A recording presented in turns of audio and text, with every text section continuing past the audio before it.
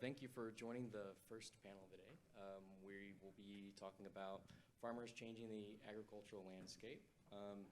As a non-farmer, I wanted to start by talking about how many of us yesterday had the opportunity to tour a nearby farm, and I got to meet the Gilberts. I always love doing that because it's sort of a look behind the wizard's curtain for me, even if for y'all it's really just everyday business. And I think that everydayness is sort of what we're here to talk about. It's not only that what you do day in and day out is anything but it's I apologize. It's not just that what you do day in and day out is anything but everyday to people like me. It's also that you're making a difference that goes beyond the everyday in your communities, for agriculture, for the future of food. I brought the impact report up here with me that was circulated for the weekend, and let's be honest, it was kind of a cheat sheet for me. The name is Small Farms, Big Impact. But the first thing you see when you open it up is this sort of two-page map of the U.S. that shows where all 750 independent Niman Ranch farmers are located, and together you stretch across almost 20 states, from the West Coast all the way to the Mid-Atlantic. Pork, beef, lamb. That's a big impact. It's an outsized mark left by a network of farmers who go to work every day with a simple shared goal of raising livestock humanely and sustainably. Your impact also goes beyond what consumers buy and what restaurants serve on their menus too. There have been several studies that show how, and I'll just note the one that's mentioned in that report that I think is somewhat well known by now, but the 2021 study by Iowa State ag economist David Swenson that sort of the first to quantify the broader economic contribution that Niman farmers make. Although it looked just at the state of Iowa, it still found that 195 farms here in the state were responsible for generating about $50 million in additional economic output for the state. So it's this model that reverberates out to the businesses attached to you, to the employees you hire, to the companies whose services or products enter into your own supply chain, and then of course to the local communities you operate in. It's a multiplier effect, and that's why what you do matters. So I want to ask the four of you to share with us a little bit about what you do, every day. Deleana, I thought we would maybe start with you. You and your husband operate a multi-generation farm here in the state, and you've been partnering with Niman since 2006, is that correct? Correct. But you came from suburban Dallas, which is also where I'm from, ironically. And so your path is a bit non-traditional, and you and your husband also had a bit of a bumpy path on the way in to partnering with Niman, and that was thanks to, I guess, what we would all understand to be the general instability of the hog market. So I wanted you to tell us a little bit about that. I guess first the switch, and then maybe walk us through your farm's transformation since that point. Okay, yes, I met my husband in '91. I was a Dallas diva. Voted in my 20-year class reunion, least likely to end up on a pig farm in Iowa. But here I am. My husband started farming in the 70s. He's a third-generation farmer. And he talked his dad into helping fund a confinement system, which was, as Paul talked about, the up-and-coming way of raising animals in a larger scale.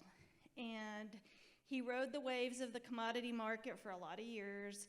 And in '98, when pigs were 8 cents a pound, we did lose just about everything. And I remember sitting across the table in the early 2000s from Iowa State, who was there to do sort of a inventory of our farm and what our options might be. And seeing my husband see them say, "You've been earning about $3 an hour for your time over the last years, and that's just not sustainable. I worked off the farm, so I really was kind of supplying our income to be able to do that, and he just didn't see any way forward. And about that time, the Des Moines Register had written an article about Niman, and they were having these farmer meetings, and so my husband said, well, we'll go, but I can't do it their way. We don't have enough ground to be able to do what they do. But we went and found out that we could actually transform our own buildings, and the way that we did things would just have to drastically change. And it was hard, but it was the only way we could stay farming. So we pulled our 2 younger kids out of public school, homeschooled them, and started our venture with Niman in 2006. Completely changed our lives. And I'd say now my husband is very gainfully employed. It's been a great thing for us. And now we have our youngest son who, after our kids moved off, and he called back and said, I just want to come back on the farm. Is there any way that I'll work for free? I just want to be a farmer like Dad. And so Niman really worked alongside us, helped us to help him grow so that he could have his own livestock. And now, as of July of this year, my husband and him are 50-50 partners. I actually see an opportunity for maybe some semi-retirement. Woo! I'm thankful for that. And we hope that we get to just travel around and tell our story of how a confinement farmers can move over to this different way of life. And it is not just about happy pigs. The transformation from confinement farming to the way that Niman raises hogs is just something that is just amazing. You can even raise them in hoop buildings, but if they have indoor-outdoor access, if they have deep bedding, if you can simulate their natural environment, they can be happy. And let me tell you, my husband is way happier, man.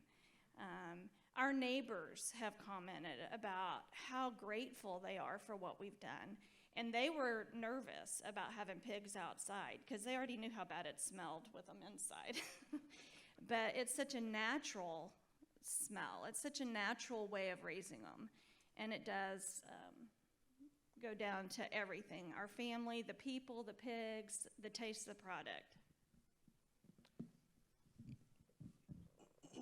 I apologize for my voice here. I think I read something that, you've spoken to the media several times about this, and I think I read something you wrote, you said once to a reporter that about how, I think when we think of these kinds of farm practices, we know that the animals are happier, but you kind of continued that path and said that, when the animals are happier, like the whole farm is healthier, and that in effect that really makes your job less stressful and easier. And I don't think that that's something people think about very often. Can you talk about that? Yeah. The sound of the pigs in a confinement building, when you go in, the smell, the dust, you don't really realize the stress that puts on you as a person. That transfers to you. But when you go into a building where there's fresh air, one of the things that we have to do every day is called a sniff test. Every building we go into, my husband's required to sniff the air. And if he would not live in that environment, it's not okay. We have to do something. We have to provide more ventilation, change out the bedding. Because if it's not a place we would live, it's not a place we should have our pigs. And that is just, he comes in every night tired, very tired, because it's a very physically demanding job.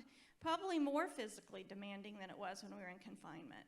But he does not have that stress. He does not have that contentiousness between it's just a happy place. Great, thanks, Deleana. Joel, let's come to you next. So you're in Minnesota on a farm. Correct. you raise pigs, cattle, sheep, soybeans. You've spoken before about how farming, or well, maybe I should say your style of farming, means never having to do the same thing for very long, and that was kind of an exciting aspect of it for you. It seems that's manifested in a desire to constantly tweak and improve the practices that you use. So I wanted to ask you to talk to us about why the concept of experimentation is important on the farm, why it's important to discover what works best for you individually. Thank you, Clint. Yes, as he said, we farm in Minnesota, my wife and I, where we raise cattle, hogs, and sheep. We have grass-fed cattle, we have grain-fed cattle. Hogs we sell to Niman Ranch, and the sheep go to primarily a commodity market to Superior Farms. But one of the things that drew me back to farming after leaving the area, being in the military, working for a grain company for a while out of the Twin Cities, was the continual change, or the opportunity to pursue avenues that interest you, or if you find that one thing isn't to your liking, you can kind of go a different route. And to me, that lends itself to the diversity of farming, which we see coming now more to fruition through the regenerative ag practices. And Niman Ranch allows for one of those avenues. I think Paul said it in while he was talking, there's a lot of farmers who wouldn't be raising pigs if they wouldn't be selling pigs to Niman Ranch. And I certainly am one of those.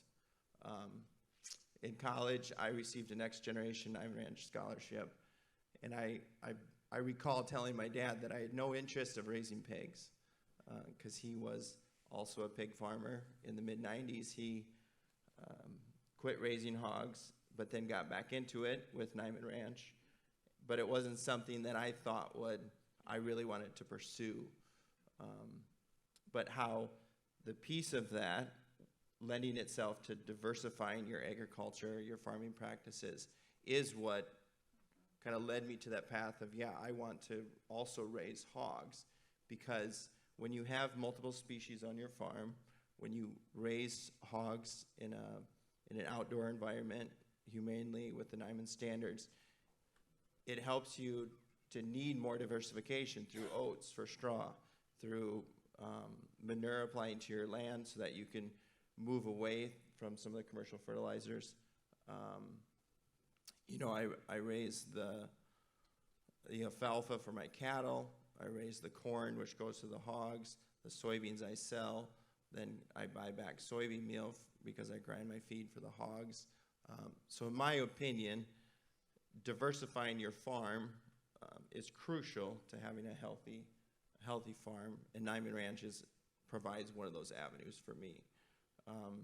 And yes, when you have multiple species, multiple cropping systems, there is always something different to do. I often tell my wife, when it's lambing season, oh, I'm so sick of lambing. Well, then pretty soon that's over, and then it's calving season, and I get sick of that shortly. Well, then it's planting, and then it's haying season, and we just got finished with small grains, with oats and baling straw, and of course my kids think that's great, square baling straw and square baling hay, but as many others know, it's only great for maybe the first load, and then it wears off, and it's just hot and hard work. But that's kind of been part of my story, is what lends itself to experimenting, is not necessarily when you have diversification, there's always something new to learn, and you're always kind of continually tweaking what can work better, what didn't work. One of my favorite aspects of the farm is kind of planning ahead for next year. Okay, this was corn last year.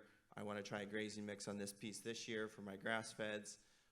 I do forage mixes that I bale, then I can follow up with grazing mixes for some of the other animals. And keeping some of the corn and beans as much as I need, but also continually trying to bring in other crops to which agriculture is continuing to find. The more diversification you have, the more you can move away from some of the continued reliance on inputs, whether that's commercial fertilizers, herbicides, and the gamut. So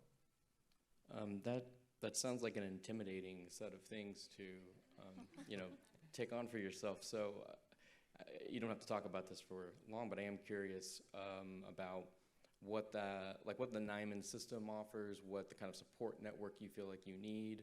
I mean, it just requires a lot of confidence to be willing to take all of that on and assume that you'll succeed at it. One of the things that is such a benefit to being part of the Niman Ranch network is the stability in price. Paul also talked about that, where they were offering when commodity hogs were 8 cents, they paid 43, I think he said. The commodity markets fluctuate heavily, and I have that with my cattle, I have that with the sheep, but Niman Ranch, with the payment structure that's in place for marketing hogs, is more of a certainty thing. You can guarantee yourself that you have a market access, it's going to be a fair and good price, and there's going to be a margin in that, as long as you can keep your pigs healthy, keep your death loss to a minimum. That's more on the farmer, and there's certain aspects that can come in and change that, whether it's disease or what have you, but it provides an avenue to have some certainty when the rest of your farm can be a little less uncertain. So that's something I've always appreciated and enjoyed. And also it provides a very good return for raising hogs, because it is more labor intensive, than the commodity system. Great, thanks, Joel. Lindsay, let's jump down to you. So you're not terribly far away from Joel. You're in Nelson, Wisconsin, where you not only run a farrow to finish hog operation on your family's farm, but you manage to find extra time to log at the feed supplier and with the local veterinary care center. And you're also a recipient of the Niman Ranch Next Generation Foundation Guild Grant. And of course I guess what I would call part of the rising generation of American farmers. It's a sad but not indisputable fact that many young people today are leaving the farm. So I wanted to ask you to talk about not just why you're excited about farming, but why you decided to do it through this particular system. Didn't necessarily sign up for the easiest farm practices, Correct. So I joined Niman last year in July, so I'm just a little over a year into it. And I started with Niman due to my father being a livestock trucker for the previous 3 years before that. And he just saw that the Niman pigs that he hauled versus the commodity pigs were a healthier, better pig. And we got connected through the farmers that he was with, and I went through that. And when I researched into it, and Niman allows me to small farm on my family farm. In today's world, beginning farmers, it is tremendously hard to start your own operation, buy your own land, and start that way. But by my parents allowing me to farm on the family farm, it's my way into farming by myself, with their help, of course, because I need it. We all need the help. But Niman allows me to become that farmer, to be able to be that farmer so that I can farm for the rest of my life, hopefully. I am very passionate about agriculture. I grew up primarily beef, and then I raised the 4-H hogs every summer, and just the opportunity to get back into pig raising for myself was an opportunity that I couldn't pass up. And then with that guilt grant that I received last year, Niman helped me out by purchasing half of my breeding stock by doubling my herd. So I'm now up with some that I had raised. I'm now up to 37 breeding females already within the last year. So it's quite a jump. And without the support of my family and helping with chores at night and processing and all of the things that entail into the high physical aspect of it, I know I wouldn't be able to do it all myself, and I'm just excited to see where I grow with this company, and that I know Niman is a growing company, and you know, it's not like the commodity market. There's no ups and downs, or like drastic changes anyway, and to be able to grow as myself and a farmer, I'm just super excited for that. Absolutely.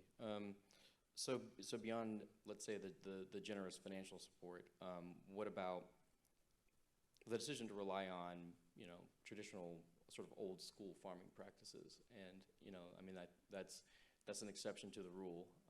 And I think that, I mean, you can speak for the younger generation here, what the idea for the best kind of practices is, but I would imagine that it's not just conventional farming, but it's also there must be an excitement for looking toward ag tech and some of these new things like, oh, laser weeders or whatever, farm automation.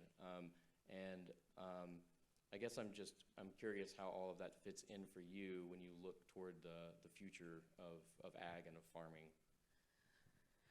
So, well, I haven't looked super into the future. I'm just kind of playing it, you know, year by year, day by day kind of thing. And then because I am farming on my father's home farm, we are, you know, doing the practices of cover cropping and no-till and stuff already. And we live in the complete bluffs, hills, no flat ground whatsoever around us.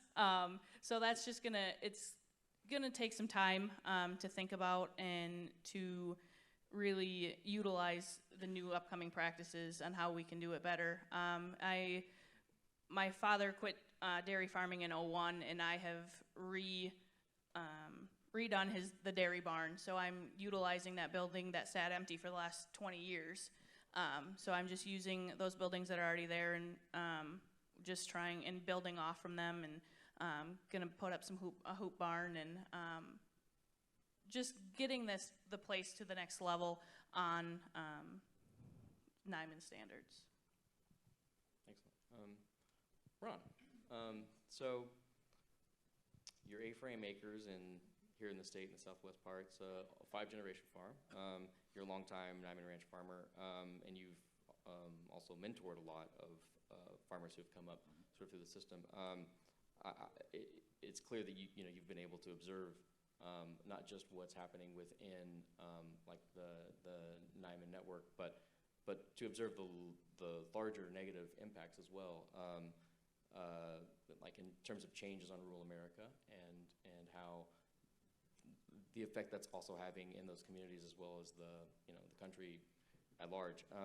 So I guess from that high up perch that you've made of yourself, I'm curious what you would argue the broader strategy would be for Niman farmers and for advocates who want to protect what needs to be preserved. I'd be happy to address those. Did you notice that they put the windiest one at the end where they can only talk so long? Am I the only one that noticed that? But I'd be more than happy to. Yeah. My name is Ron Mardesen, and the lovely Mrs. M. Denise and I have lived in southwest Iowa, and we're going to celebrate number 40 in the spring. Woo, woo, woo. We have been Niman Ranch farmers for 21 and a half years, and I'm proud of it. And I've got to be honest right out of the gate, I've got to say this, and I don't often say this, but Paul Willis was wrong when he said something this morning. Have I got your attention? He said that he thinks that a full 90% of the farmers raising pigs today for Niman Ranch would not be raising pigs if it wasn't for Niman Ranch. I'm going to say he's wrong. I'm going to say it's 100%. And I'm one of those. So thank you very much for that decision 25 years ago. I consider myself fortunate, in fact, in the scope of time or the period of time that I've been able to observe things. I have seen such a swing in what agriculture has done. And yet, by that same tone, I want to say that I'm looking forward to the continued swing in the direction we're in. I grew up in a time when the Secretary of Agriculture said, grow big or get out. I watched many, many, many fantastic farmers struggle and then give up and walk away. Over the years, I've had a chance to visit with so many people, and not just necessarily Niman Ranch farmers, but hog farmers in general. And we all have a defining moment or time in our lives. And invariably, if you're in the pork industry, it was November and December of 1998. You heard Paul talk about the 8-cent pigs. You've heard virtually everybody up here make reference to that dark time in our lives. Folks, I can honestly tell you that the Ron Mardesen that is sitting up here today was significantly shaped, formed, and maybe deformed by that event. When you are called into the banker to say, let's have a heart-to-heart topic about what we need to do going forward, you begin to shift, you begin to understand, you begin to realize what matters most and what you need to do to survive. Agriculture has done this. Agriculture has gone from the diversification that Joel's talking about and what Joel's trying to bring back to a monoculture, a monovision. And the whole idea is let's become specialized, let's become better, let's become bigger. Well, I would argue, and Chris Oliviero has said this more than once, and I appreciate him for saying that, what is the true cost of efficiency? What are we giving up? What are we having to compromise to get where we are? What are we having to sacrifice? Who is sacrificing? What is sacrificing? What resources are we burning up? Agriculture has got to stop. Agriculture has got to correct itself. Agriculture has got to rectify what it's doing. Niman Ranch is an example of that. You're asking me what I think is good, what I think is exciting. I'm sitting up here with 2 kids, and I'm to the point in life where I can call more and more people kids every day. Have you noticed that? But yes, I did. But did you sense the optimism? Did you get a feeling for the enthusiasm that they've got? That's what we need. That's what we want. Agriculture's future is bright if we head the right direction with it. I mean, Proposition 12 in California or the Q3 in Massachusetts are 2 prime examples of the general population, the general public beginning to say enough is enough. We want to act responsibly, and we want to know where our food comes from, and we want to make sure our food is raised right. Because I think we're all beginning to understand clean food in is best for our bodies. Clean food in is best for the environment. And clean food in is best for anything and everything going forward.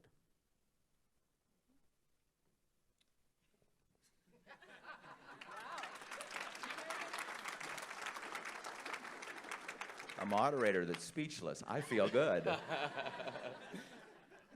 was great, Ron. Okay. How about we talk about ways that this informs the way that you still operate on your own farm, like these things, this optimism that you sense, and like the things that you see that excite you, and the optimism you see. How does that translate for you in your own day-to-day work on the farm? Well, it's pretty simple, honestly, and the fact that 2 kids have come back to the farm, that gives us an opportunity to dream and think about the future. I mean, I've said it before. It's because of Niman Ranch. Back in the day, I used to worry about whether or not I was going to have a farm next year. I don't worry about that anymore. I am planning for the future of that farm, and I wasn't before there was Niman Ranch.